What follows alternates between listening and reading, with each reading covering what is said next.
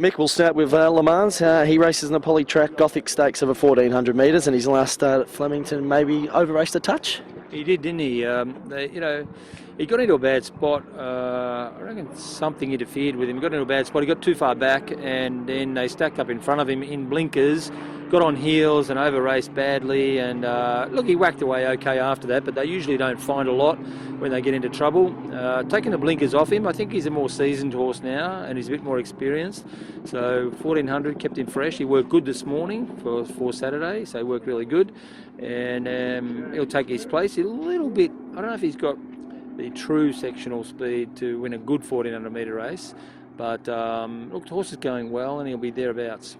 Then we've got Tango's Daughter. She races in the Sunrise Cup over 1400 metres, and the Valley maybe got to her a bit last start. Yeah, I thought she might finish on a bit better at Moonee Valley. It mightn't be her course, Moonee Valley. You know, she's a nice filly and got good ability, and I think 1400 will suit, and I think she'll be very competitive. 1400 will give her a chance to travel, whereas at Moonee Valley she was off and getting scrubbed a fair way out, and it just affected her finish. I thought she would go better at Moonee Valley, but look, she worked good over 1,000 metres here this morning, and she'll take her place here Saturday and go pretty good. Best out of the two?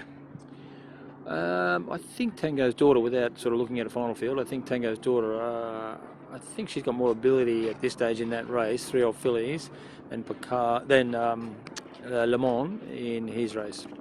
Well, Pascal at the Cranbourne Cup and a bit of hell ran, and Bossy rode him like an absolute champion.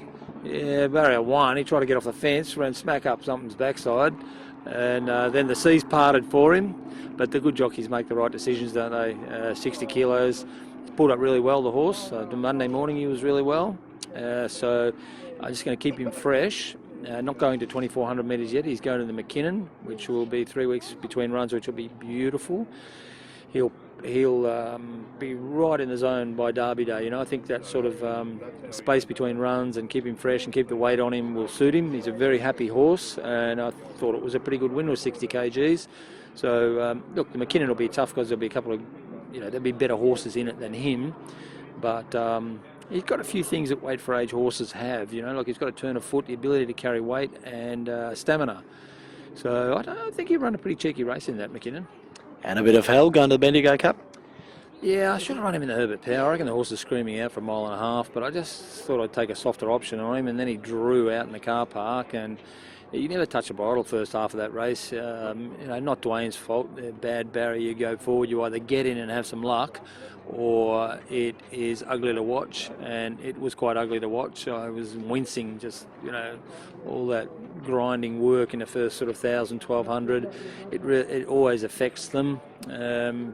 Same thing happened to him in the Maccabee Diva. So you go to Bendigo Cup, draw a gate, travel 1.5 miles, you'll see a much better horse. Could be a promising win there at the Bendigo Cup if you could knock that off as well. Well, we won it before with only an average horse called Captious, and I think Captious had 57 when he won a Bendigo Cup. So if they drop off a bit and he turns up on the day, which I'm sure he will, I reckon 1.5 miles would be beautiful for him.